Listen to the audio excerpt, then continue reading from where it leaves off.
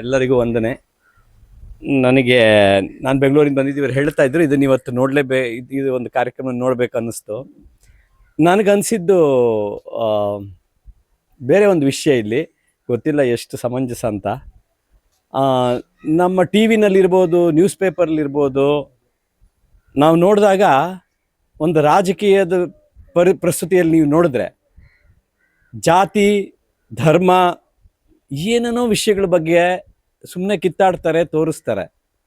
ಇಲ್ಲಿ ನನಗೆ ಕಾಣಿಸ್ತಾ ಇರೋದು ಯಾವ ಜಾತಿ, ಯಾವ ಧರ್ಮ, ಯಾರು ಏನು ಅಂತ ಏನೂ ನೋಡಿದೆ ಮಾನವೀಯತೆ ಒಂದು ಮೆರಿತಾ ಇದೆ ಇಲ್ಲಿ. ತುಂಬ ಖುಷಿ ಆಯ್ತು ನನಗೆ. ಇದು ಇವಳೊಬ್ಳು ಹೆಣ್ಣು, ಅವಳಿಗೊಂದು ಅವಶ್ಯಕತೆ ಇದೆ.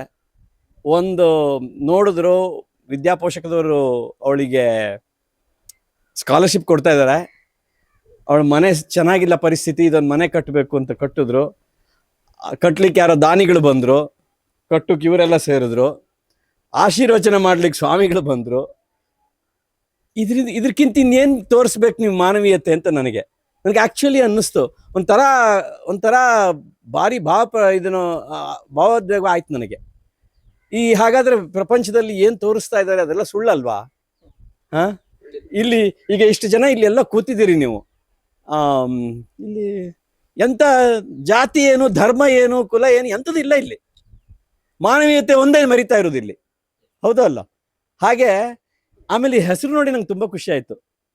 ಅವಳು ಇಂಜಿನಿಯರ್ ಆಗ್ಬೇಕಂತಿದ್ದಾಳೆ. ಇನ್ನೆಂಥ ಇದಕ್ಕಿಂತ ಅಪ್ರಾಪ್ರಿಯೇಟ್ ನೇಮ್ ಏನಿದೆ ಇದರಲ್ಲಿ? ಸರಸ್ವತಿ ಸಾಧನ. ಅವ್ರು ಹೇಳಿದಾಗೆ ತುಂಬ ಖುಷಿ ಆಯ್ತು ನಿಮ್ಮ ಮಾತು ಕೇಳಿ. ನೀನು ಇಂಜಿನಿಯರ್ ಆಗ್ತೀಯಾ, ನಿನಗೊಂದು ಶಕ್ತಿ ಬರ್ತದೆ, ನೀನೇ ಈ ಥರದ್ದೊಂದು ಮನೆ ಸಾಕಷ್ಟು ಮನೆಗಳು ಕಟ್ಟಿ ಕೊಡ್ತೀಯ ಅಂತ. ಅದು ಎಂಥ ನಂಬಿಕೆ ಅದು ಅಥವಾ ವಿಶ್ವಾಸ ಅಂತ. ಒಂದು ಚಿಕ್ಕದು ಎಲ್ಲೋ ಒಂದು ಕೇಳಿದ್ದು ನಾನು. ಊರಲ್ಲಿ ಮಳೆ ಬರಲಿಲ್ಲ ಅಂತೆ, ಎಲ್ಲ ಸೇರಿ ನಾಳೆ ಜಪ ಮಾಡುವ, ಊರಿನವರೆಲ್ಲ ಬನ್ನಿ ಅಂತ ಕರೆದ್ರಂತೆ. ಎಲ್ಲೋ ಒಂದು ಕಡೆ ಸಾವಿರಾರು ಜನ ಬಂದು ಸೇರಿದ್ರು ಬೆಳಿಗ್ಗೆ ಜಪ ಮಾಡಲಿಕ್ಕೆ. ಆದ್ರೂ ಒಂದು ಚಿಕ್ಕ ಮಗು, ಒಂದಿಷ್ಟು ಚಿಕ್ಕದ ಹುಡುಗ, ಅವನೊಬ್ಬ ಮಾತ್ರ ಒಂದು ಕೊಡೆ ತಂದ ಅಂತೆ. ನಾನು ಕೇಳಿದ್ದಿದೆಯಲ್ಲೋ ಅಂದರೆ ಅಷ್ಟೂ ಜನಗಳಲ್ಲಿ ಆ ಹುಡುಗನಿಗೆ ಒಬ್ಬನಿಗೆ ನಂಬಿಕೆ ಇದ್ದಿದ್ದು, ನಾವೆಲ್ಲ ಜಪ ಮಾಡಿದ್ರೆ ಮಳೆ ಬರ್ತದೆ ಅಂತ. ಇವತ್ತು ಇವ್ರು ಏನು ಯೋಚನೆ ಮಾಡಲ್ಲ, ಇವ್ರು ಇಷ್ಟ ಹೇಳಿದ್ದು, ನೀನು ಇಂಜಿನಿಯರ್ ಆಗ್ತಿ, ಅದರಲ್ಲಿ ಇನ್ನು ಮತ್ತೆ ಡೌಟ್ ಇಲ್ಲ ಅದರಲ್ಲಿ, ಆಯ್ತಾ? ಮತ್ತು ಇನ್ನೊಂದು ವಿಷಯ ಕೇಳಿದ್ದು ನಾನು, ನಮ್ಮಲ್ಲಿ ಯಾರೋ ಹೇಳಿದ್ದು ಪಾವರ್ಟಿ ಸೈಕಲ್ ಅಂತ ಇರುತ್ತೆ. ಕನ್ನಡದಲ್ಲಿ ಏನು ಹೇಳ್ತೀರಿ ನನಗೆ ಗೊತ್ತಿಲ್ಲ, ಯಾರೋ ಸ್ವಲ್ಪ ತರ್ಜುಮೆ. ಚಕ್ರ, ಬಡತನದ ಚಕ್ರ ಏನಂದ್ರೆ, ಒಬ್ರು ಬಡತನದಲ್ಲಿದ್ರೆ ಮತ್ತೆ ನೆಕ್ಸ್ಟ್ ಜನರೇಷನ್ ಬಡತನ.